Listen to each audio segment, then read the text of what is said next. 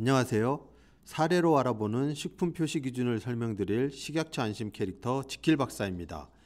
이번 시간에는 제품명을 어떻게 표시하는지와 구체적인 표시 방법에 대해 알아보겠습니다. 제품명은 어떻게 표시해야 할까요? 제품명은 그 제품의 고유 명칭을 말하는데요. 국내에서 제조한 제품은 허가관청에 품목 제조 보고를 할 때의 명칭으로 표시하고, 수입식품의 경우에는 수입시 신고관청에 신고하는 명칭으로 제품의 주 표시면에 표시해야 합니다.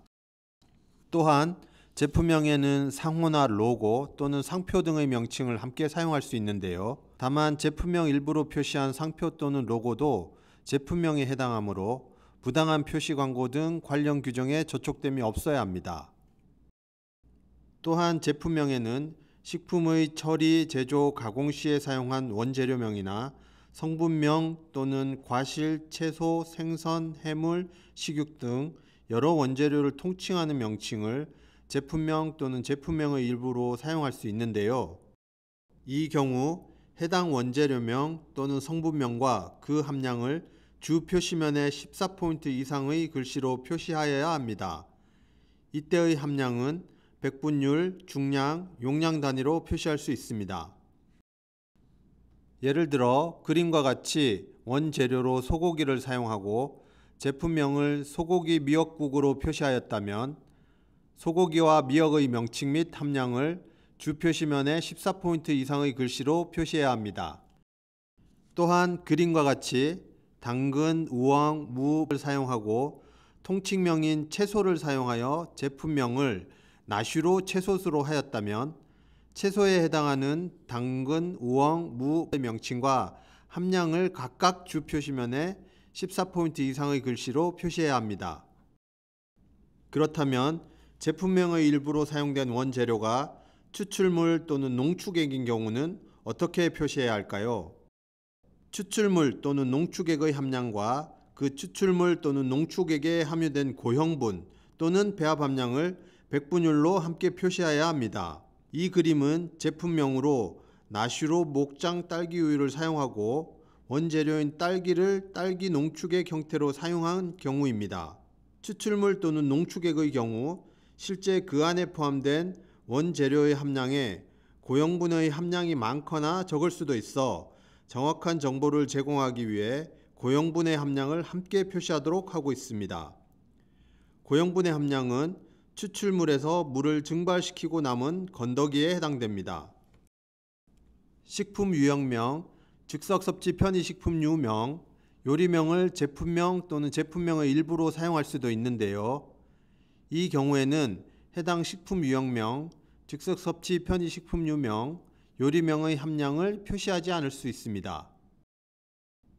예를 들면 식품 유형이 토마토 케첩인 제품의 제품명을 땡땡 토마토 케첩이라 할 때 토마토 케첩의 함량을 표시할 필요는 없습니다. 또한 햄버거, 김밥, 순대와 같은 즉석섭취 편의식품류의 명칭을 제품명 또는 제품명의 일부로 사용하는 경우 그 즉석섭취 편의식품류 명칭의 함량 표시를 하지 않을 수 있습니다.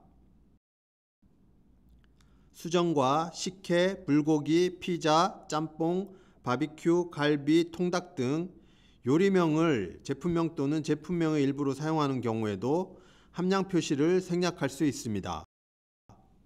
맛 또는 향을 내기 위해 사용한 원재료로 합성 향료만을 사용하여 제품명 또는 제품명의 일부로 사용하고자 하는 때에는 원재료명 또는 성분명 다음에 향자를 표시하고 그 글씨 크기는 제품명과 같거나 크게 표시하며 제품명 주위에 합성 땡땡향 첨가, 함유 또는 합성 향료 첨가, 함유 등의 표시를 하여야 합니다.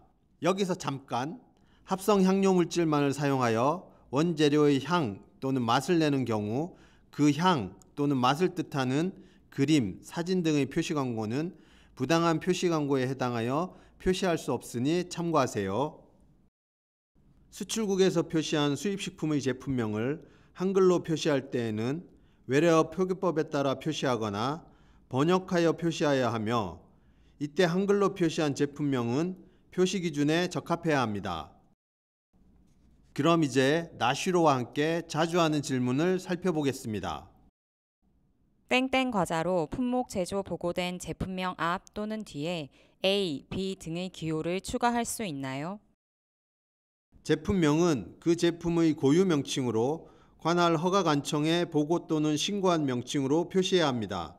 다만 제품의 구분 또는 식별 등을 위해 주 표시면과 정보 표시면에 제품명을 명확히 표시한 경우라면 작업상 편의를 위해 A, B 등의 문구를 제품명과 구분되도록 추가 표시하는 것은 가능합니다.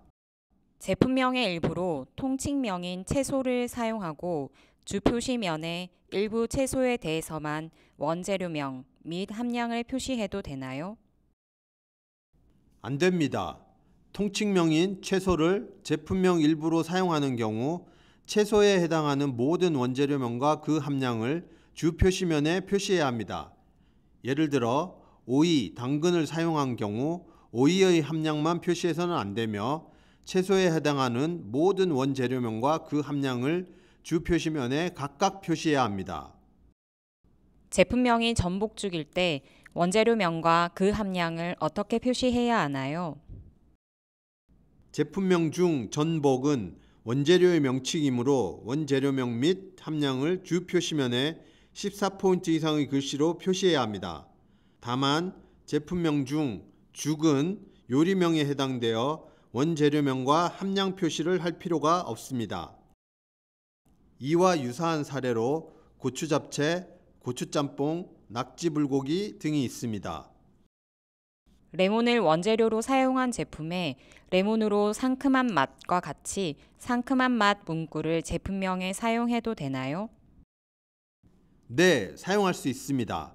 이 경우 레몬을 제품명의 일부로 사용하였으므로 레몬의 함량을 주 표시면에 14포인트 이상의 글씨로 표시해야 합니다.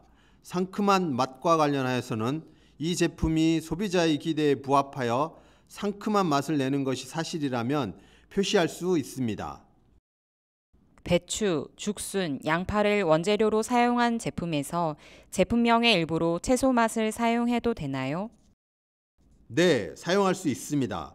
이 경우 채소는 통칭명에 해당되므로 배추, 죽순, 양파의 원재료명과 각각의 함량을 주 표시면에 14포인트 이상의 글씨 크기로 표시해야 합니다.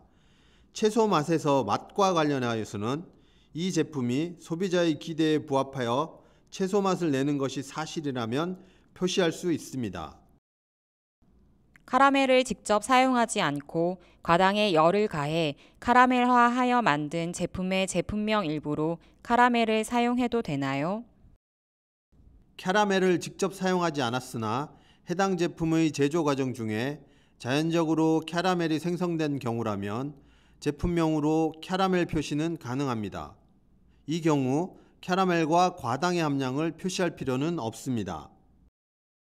도라지 추출물을 사용한 제품의 제품명이 도라지 진액인 경우 원재료의 함량을 표시할 때 고형분 땡땡% 이상으로 표시해도 되나요? 고형분 땡땡 % 이상으로 표시하는 것은 적절하지 않습니다. 고형분의 함량은 이상, 이하, 미만, 초과 등의 대략적이고 모호한 표현이 아닌 정확한 수치로 표시해야 합니다. 참고로 정확한 고형분 함량을 측정하기 어려운 경우 배합 함량으로도 표시할 수 있습니다. 레몬을 원재료로 사용한 제품의 주 표시면에 레몬 이미지를 넣었을 때 원재료의 함량을 표시해야 하나요? 제품명에 레몬을 사용하지 않았다면 표시하지 않을 수 있습니다. 원재료로 레몬을 사용한 경우 주 표시면에 레몬의 사진이나 그림을 표시할 수 있으며 이 경우 레몬의 함량은 표시하지 않을 수 있습니다. 이상 식품 표시 기준을 설명드린 지킬 박사였습니다. 감사합니다.